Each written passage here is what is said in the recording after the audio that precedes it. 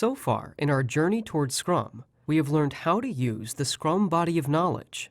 In many of the previous videos, we have only mentioned the Scrum principles. Now, in this module, we will look at these principles more closely. So why are these principles so important? Because the Scrum principles are the core guidelines for applying the Scrum framework and should always be used in all Scrum projects. So let's take a look at these principles.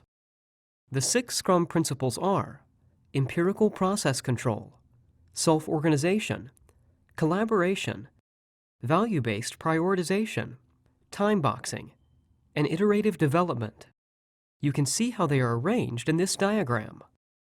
Note that Scrum principles can be applied to any type of project in any organization and should always be followed in order to ensure effective implementation of the Scrum framework. Scrum principles are non-negotiable and should be applied as specified in the SBOT guide. Keeping the principles intact and using them appropriately instills confidence in the Scrum framework with regard to attaining the objectives of the project. On the other hand, the Scrum aspects and processes can be modified to meet the requirements of the project or the organization.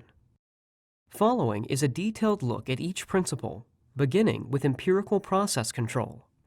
This principle emphasizes the core philosophy of Scrum, based on the 3 main ideas of transparency, inspection, and adaptation. The second principle is self-organization.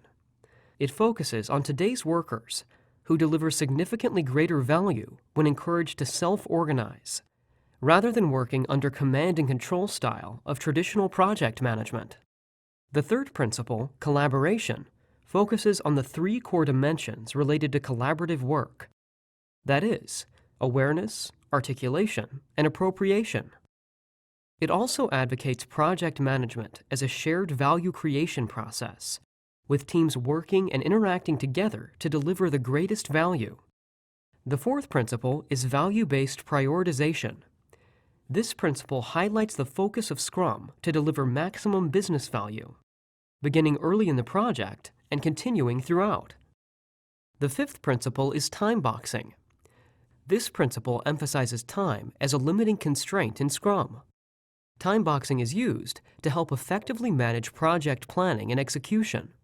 Time-boxed elements in Scrum include sprints, daily stand-up meetings, sprint planning meetings, and sprint review meetings. And finally, we have iterative development as the 6th principle.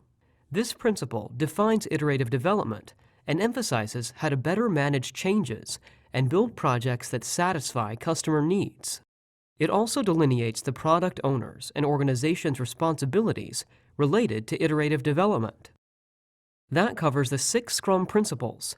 These will continue to be developed throughout our other course modules. Thank you for learning with us.